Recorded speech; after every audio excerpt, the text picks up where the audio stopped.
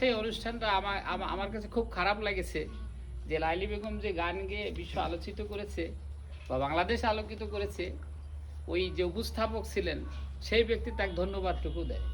এটাও পত্রিকায় এসেছে, ফেসবুকে এসেছে, আমরা দেখেছি। বহুত কথা হয়েছে এগুলো নিয়ে।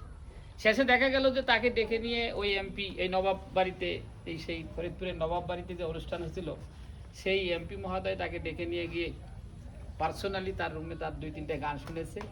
তারপরে সেটা সে শিল্প মানে সংস্কৃতি এবং শিল্পী প্রতিমন্ত্রীর সাথে কথা বলেছে, তাৎক্ষণিকভাবে তার জন্য বরাদ্দ নিয়েছে এবং ডিসির মাধ্যমে সে বরাদ্দ তার হাতে পৌঁছায় দিয়েছে। এখন কত হাজার হাজার মানে কন্টেন্ট ক্রিয়েটর তার বাড়িতে যাচ্ছে, তাকে দেখতেছে। তার ঘর বাড়ি হয়তো খুব অল্প সময়ের মধ্যে একটা পরিবেশ পরিস্থিতি হয়ে যাবে, ভালো হয়ে যাবে। তা আসলে সবচেয়ে বড় কথা হচ্ছে যে আমরা সম্মান দিতে জানি না। এটা হচ্ছে আমাদের সবচেয়ে একটা বড় দোষ আমাদের সমাজের মানুষের, যে আমরা কাউকে সম্মান দিতে জানি না। যতক্ষণ পর্যন্ত মানুষ মানুষকে সম্মান দিবে না, ততক্ষণ আমাদের এই সমাজ ভালো হবে, আমরাও সম্মানিত হব না।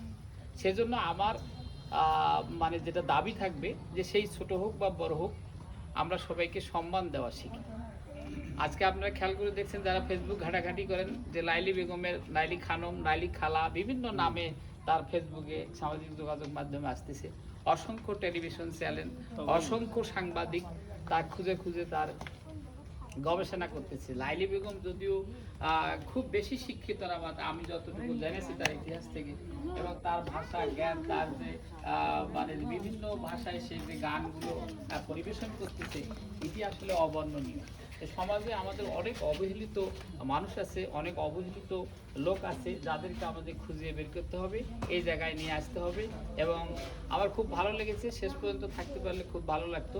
আমি পরিশেষে একটি কথা বলবো যে আমরা এমন একটা সমাজ চাই যে আমরা বাবা মায়ের হাত ধরে যেন আমাদের আর স্কুলে যেতে না হয়, বাবা মায়ের হাত ধরে যেন স্কুল থেকে বাড়ি ফিরতে না হয়, আমরা এককভাবে যেন স্কুলে যেতে পারি, আমার সন্তানেরা যেন এককভাবে স্কুলে যেতে পারে, স্কুল থেকে যেন একাই ফিরে আসতে পারে, আমরা যেন রামেশার মতো না হই, আমরা যেন রামেশার মতো সমাজ উপহার না দিই। এটা আশাবাদ আমাদের সকলের থাকতে হবে।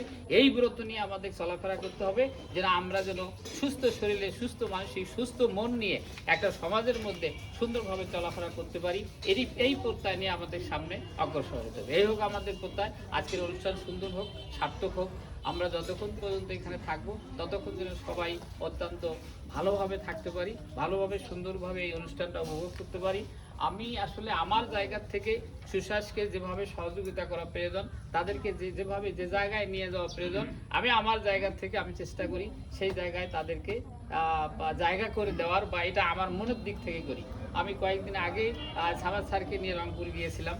আমার জায়গার থেকে তাকে একটা স্পেস দেওয়ার মতো জায়গা ছিল, আমার অপশন ছিল, সেই জায়গাটুকু আমি সামাদ স্যারকে দিয়েছি। আমার কাছে ভালো লেগেছে। আমাকে যেভাবে নির্দেশনা দিয়েছিল যে রাজনীতির বাইরে থেকে যদি কোনো একজন ব্যক্তিকে আমাদের কাছে দেওয়া যায়, আমরা হয়তো ছোটো মোটোভাবে তাকে একটু পুরস্কৃত করবো বা তাকে একটু উৎসাহ দেবো তাদের এই কাজের জন্য। সেই জায়গা থেকে আমি সামাদ স্যারকে রংপুরে নিয়ে গেছিলাম।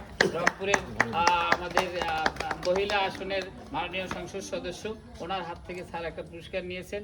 সেই সাথে ওখানে আমাদের কারমাইকেল কলেজের ছিলেন, প্রফেসর ছিলেন, ভিপি ছিলেন, অনেক গুণী ব্যক্তি ছিলেন। সেই জায়গায় অনেক কবি সাহিত্যিক, আপনাদেরও অনেক পরিচিত, স্যারের সাথে দেখলাম 2-1 জনের অনেক পরিচয় হলো, তারাও ওখানে ছিলেন। মন্ত্রী আসাদুল হাবিব দুলু আসার কথা ছিল, অনিবার্য কারণবশত উনি আসে নাই। তো আমরা আমার জায়গা থেকে আমি চেষ্টা করব আমার লেখনী দিয়ে, আমার প্রকাশনা দিয়ে, আমি যেটা প্রকাশ করি যে পত্রিকায়, সেই জায়গা থেকে